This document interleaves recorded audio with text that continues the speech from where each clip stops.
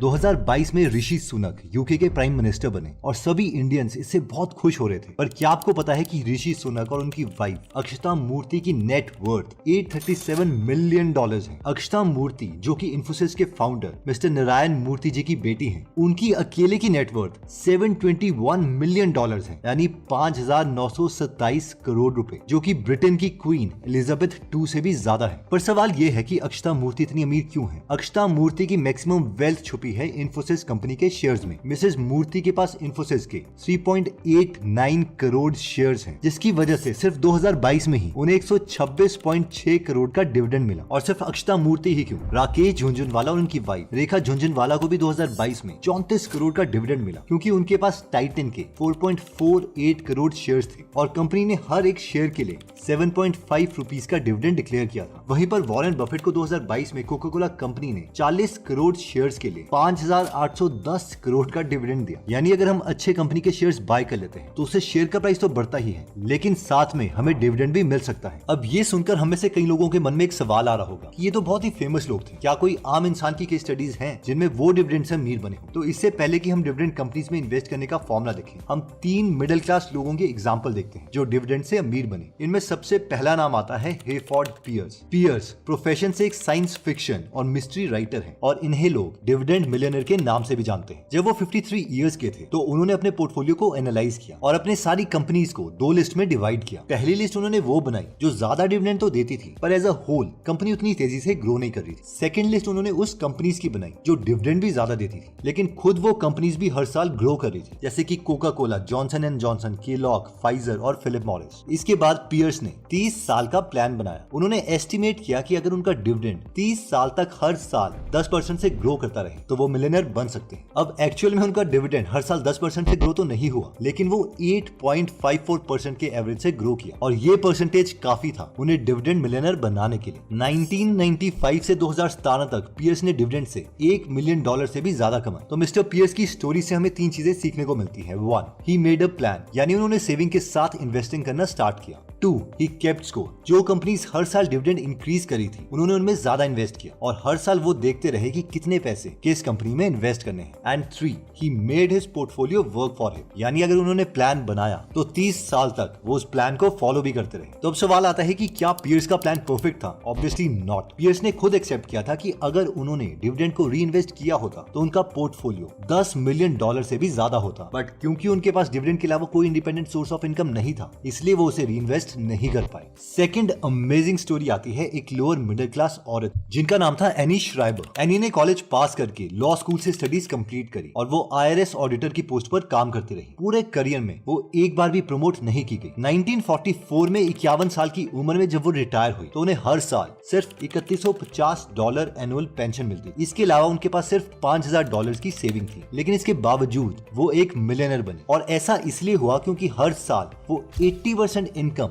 अपनी सेव करती थी, जो कि यूएसए में एवरेज सेविंग से बहुत ज्यादा है। उन्होंने स्टॉक लिए और उससे मिलने वाले डिविडेंड को री इन्वेस्ट भी किया। एनी सिर्फ उन्हीं कंपनीज के स्टॉक बाय करती थी जिन्हें वो अच्छे से जानती थी। उनके पोर्टफोलियो में Pepsi, Coca Cola, Chrysler, Pfizer, Paramount जैसी बड़ी बड़ी कंपनीज थी। 1944 में जब उन्होंने इस कंपनी के स्टॉक्स को लिया तो ये कंपनीज बहुत छोटी थी, जो आगे जाकर massive dividend and wealth generator companies बनी। उनकी एज के एंड में उनकी नेटवर्थ $22 मिलियन पहुंच चुकी थी, जो कि उन्होंने Yeshiva university Stern college for women और न्यूयॉर्क सिटी के Albert Einstein school of medicine को दे दी थी। थर्ड केस स्टडी आती है कर्ट डेगरमैन की। कर्ट स्वीडन में बॉटलें और कैन को कलेक्ट करके उन्हें रिसाइकल का काम करते थे। कर्ट ने कभी भी हाई स्कूल भी पास नहीं किया था और सिर्फ क्यूरियोसिटी की वजह से उन्होंने इन्वेस्टिंग सीखना स्टार्ट किया था। वो लोकल लाइब्रेरी में जाके फाइनेंशियल न्यूज़पेपर पढ़ते और स्टॉक मार्केट और इन्वेस्टिंग की नॉलेज गेन करते। वो बाकी इन्वेस्टर्स की तरह ज्यादा नहीं जी पाए और उनकी डेथ 60 की एज में होगी, लेकिन इसके बावजूद कर्ट ने डिविडेंड इन्वेस्टिंग में शॉर्ट स्पैन में ही $1.4 मिलियन कमाए। तो इन सब स्टोरी से इंस्पायर होकर मेन सवाल ये आता है कि डिविडेंड है क्या और हम डिविडेंड वाली अच्छी कंपनीज ढूंढ कैसे सकते हैं। तो अगर हम लेमन लैंग्वेज में बात करें तो डिविडेंड का मतलब है कि कंपनी जो भी पैसा हर साल अर्न करती है उसका कुछ हिस्सा अगर वो चाहे तो वो अपने इन्वेस्टर्स को पे कर सकती है और इसी अमाउंट को हम डिविडेंड बोलते हैं। फॉर एग्जाम्पल, अच्छा डिविडेंड देने वाली कंपनी एक है जॉनसन एंड जॉनसन, जिसमें अगर किसी ने 1985 में इस कंपनी में 4.12 लाख रुपीस इन्वेस्ट किए होते तो उसे आज भी हर साल 5.86 लाख रुपीस मिल रहे होते, जो कि इन्वेस्टेड लिमिटेड अमाउंट से भी ज्यादा है। इसके अलावा उसके शेयर की वैल्यू से हम करोड़पति तो बन ही चुके होते। अब हमारा नेक्स्ट क्वेश्चन आता है कि डिविडेंड इन्वेस्टिंग एक्चुअल में करनी कैसे है। तो चार्ल्स बी कार्लसन अपनी book a little book on big dividend में लिखते हैं कि एक 5 स्टेप फॉर्मूला है जिससे हम डिविडेंड इन्वेस्टिंग कर सकते हैं। इसमें सबसे पहला रूल आता है कि do not compare bank interest with dividend yield. जिन्हें नहीं पता तो डिविडेंड यील्ड का फॉर्मूला होता है कि एक साल में हमें कितना डिविडेंड मिला डिवाइडेड बाय उसका शेयर प्राइस कितना है। ये कुछ बैंक के इंटरेस्ट की तरह ही है, जिसका फॉर्मूला भी ऑलमोस्ट सेम है कि हमें एक साल में बैंक से कितना इंटरेस्ट मिला डिवाइडेड बाय हमने बैंक में कितने पैसे इन्वेस्ट किए थे। और मैक्सिमम लोग यही गलती करते हैं कि डिविडेंड यील्ड को बैंक इंटरेस्ट के साथ कंपेयर करने लग जाते हैं। वो सोचते हैं कि जिस कंपनी का डिविडेंड यील्ड ज्यादा है उसमें इन्वेस्ट किया जाना चाहिए, लेकिन इसकी दो प्रॉब्लम्स हैं। प्रॉब्लम 1, डिविडेंड यील्ड तो शेयर प्राइस के अकॉर्डिंग कैलकुलेट होता है और क्योंकि शेयर प्राइस अगर किसी स्टॉक का कम हो जाएगा तो उसकी डिविडेंड यील्ड इंक्रीज हो जाएगी, जिससे हम गलत कंक्लूजन में आ जाएंगे। फॉर एग्जांपल, अगर आपको 100 रुपए के शेयर प्राइस में 10 रुपए का डिविडेंड मिल रहा है तो इसका मतलब है कि आपका डिविडेंड यील्ड 10 डिवाइडेड बाय 100 यानी 10% है। लेकिन अगर शेयर प्राइस इसका 50 हो गया तो उस कंपनी का डिविडेंड यील्ड 10 डिवाइडेड बाय 50 20% हो जाएगा और हम सोचेंगे कि वाह, ये तो बैंक के 7% इंटरेस्ट रेट से बहुत ज्यादा है, तो इसी कंपनी को ले लेना चाहिए। जैसे कि 2008 के क्राइसिस में बहुत सी कंपनीज का डिविडेंड यील्ड 20-25% तक पहुंच गया था। ये कंपनी की परफॉर्मेंस की वजह से नहीं हुआ था, बल्कि शेयर प्राइस कम होने की वजह से हुआ था।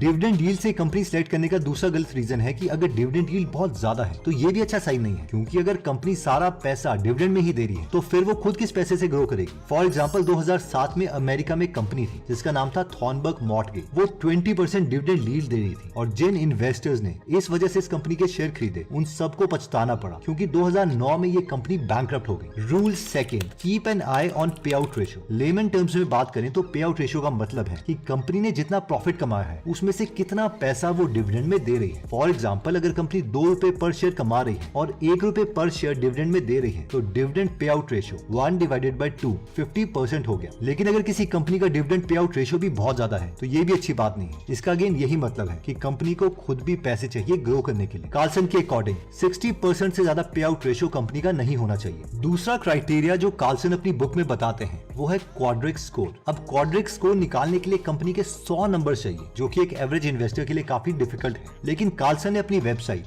bigsafedividends.com में यूएस की टॉप 1500 कंपनीज S&P 1500 का क्वाड्रिक स्कोर निकाला हुआ है और वो बोलते हैं कि उन्हीं कंपनीज में डिविडेंड के लिए इन्वेस्ट किया जाए जिसका क्वाड्रिक स्कोर 75 से ज्यादा हो। अब अगर हम यूएस की कंपनीज में इन्वेस्ट करते हैं तो हमारे लिए डेटा यूजफुल हो सकता है कंपनीज को स्क्रीन करने के लिए। रूल 3, द पावर ऑफ री इन्वेस्टिंग। वीडियो के शुरू में ही हमने हेफर्ड पियर्स का एग्जांपल लिया था, जिन्होंने एक्सेप्ट किया था कि अगर वो अपने डिविडेंड्स को दोबारा से री इन्वेस्ट करते तो उनका पोर्टफोलियो 10 टाइम्स बड़ा होता। और ऑब्वियसली हम ये गलती नहीं करेंगे। अगर हमने रिचेस्ट मैन ऑफ बेबीलोन पढ़ी है तो उसमें हमने ये लेसन जरूर सीखा होगा कि रियल वेल्थ अपने पैसे को री इन्वेस्ट करने से आती है। हमारा एक गोल्ड कॉइन, छोटे छोटे गोल्ड कॉइन्स क्रिएट करना चाहिए और वो आगे अपने बच्चे। वैसे इस बुक में दिए गए सारे लेसन बहुत इंपॉर्टेंट है। अगर हम इसकी फ्री बुक समरी हिंदी में सुनना या पढ़ना चाहते हैं तो हम गूगल एप्लीकेशन डाउनलोड कर सकते हैं, जिसमें सारे इन्वेस्टिंग और मनी से रिलेटेड बुक्स हैं जिन्हें हम ट्रैवलिंग करते हुए सुन सकते हैं, ताकि इस टाइम को भी हम यूटिलाइज कर सके। क्योंकि जो हमारे फ्रेंड्स हैं जो स्ट्रैटेजी को यूज कर रहे हैं, हम उनसे पीछे ना रह जाएं। इस ऐप को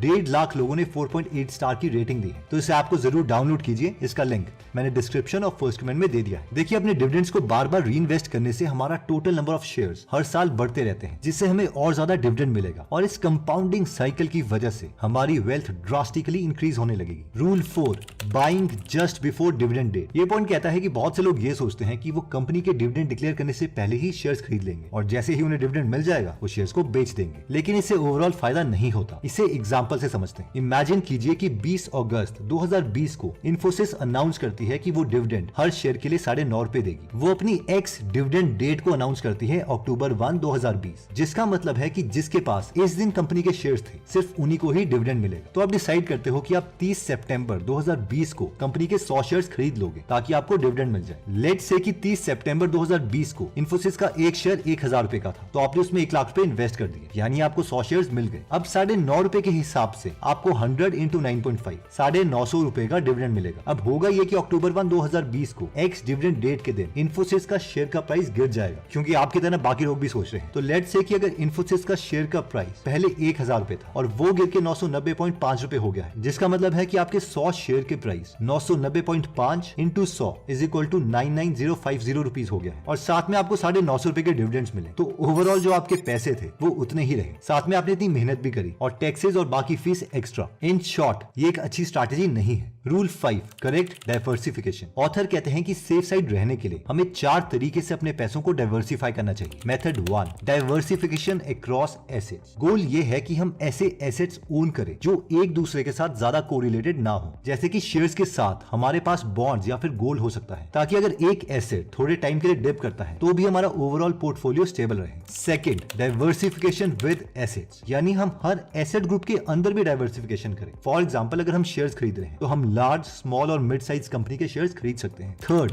डाइवर्सिफिकेशन अक्रॉस टाइम, यानी कि हमने शेयर तब भी खरीदे हो जब कंपनी का शेयर प्राइस ज्यादा हो और कम भी हो। ऑल्दो हम सब चाहते हैं कि हम शेयर्स तब खरीदें जब शेयर का प्राइस कम हो, लेकिन शेयर का प्राइस कम होता है क्राइसिस की वजह से, और क्राइसिस के टाइम में बहुत से लोग करेज नहीं जुटा पाते शेयर्स खरीदने के लिए। इसलिए डिविडेंड री इन्वेस्टिंग इसमें हमारी बहुत हेल्प कर सकता है। यानी हमने खुद के लिए रूल बना लिया है कि जैसे ही हमें डिविडेंड मिलेगा हम शेयर्स खरीदेंगे ही खरीदेंगे, चाहे फिर उस टाइम शेयर का प्राइस कुछ भी चल रहा हो। फोर्थ है डाइवर्सिफिकेशन अक्रॉस इन्वेस्टमेंट स्ट्रैटेजी, यानी अगर हमारी एक स्ट्रैटेजी ये है कि हम इंडेक्स फंड्स में इन्वेस्ट करते हैं, तो एक स्ट्रैटेजी ये भी हो सकती है कि हमने कुछ डिविडेंड वाली कंपनीज के भी शेयर्स खरीदे हुए हैं। देखिए बहुत से एक्सपर्ट्स डिविडेंड कंपनीज में इन्वेस्ट करने के लिए इसलिए बोलते हैं क्योंकि किसी भी कंपनी के फाइनेंशियल्स को मैनिपुलेट किया जा सकता है, बट डिविडेंड को नहीं। अगर एक बार किसी कंपनी ने इन्वेस्टर्स को अट्रैक्ट करने के लिए डिविडेंड दे भी दिया तो भी वो कॉन्स्टेंटली हर साल डिविडेंड पे नहीं कर पाएगी, क्योंकि उसके लिए कंपनी को हर साल एक्चुअल में अर्न करना पड़ेगा। तो इससे काउंटर लॉजिक ये है कि क्या इसका मतलब ये है कि जो कंपनीज डिविडेंड नहीं दे रही वो अच्छी कंपनीज नहीं है? तो ऐसा नहीं है। फॉर एग्जांपल वॉरेन बफेट की कंपनी बर्कशायर हैथवे कभी डिविडेंड नहीं देती, क्योंकि वॉरेन उन पैसों को कंपनी को ग्रो करने में यूज करना चाहते हैं ताकि शेयर का प्राइस इंक्रीज होता रहे। अगर किसी इन्वेस्टर्स को पैसे की जरूरत है तो वो शेयर बेच के पैसे ले सकता है। उनके अकॉर्डिंग डिविडेंड की क्या जरूरत है, तो एक बार हम देख लेते हैं कि इस वीडियो में हमने क्या क्या सीखा। सबसे पहले हमने अक्षता मूर्ति का एग्जाम्पल देखा कि 2022 में उन्हें 126 करोड़ का सिर्फ डिविडेंड मिला था। उसके बाद हमने 3 मिडिल क्लास लोगों की स्टोरीज देखी जो डिविडेंड मिलियनेयर बने। फिर हमने little book on big dividend से 5 लेसन सीखे। लेसन 1 ये था कि डिविडेंड यील्ड को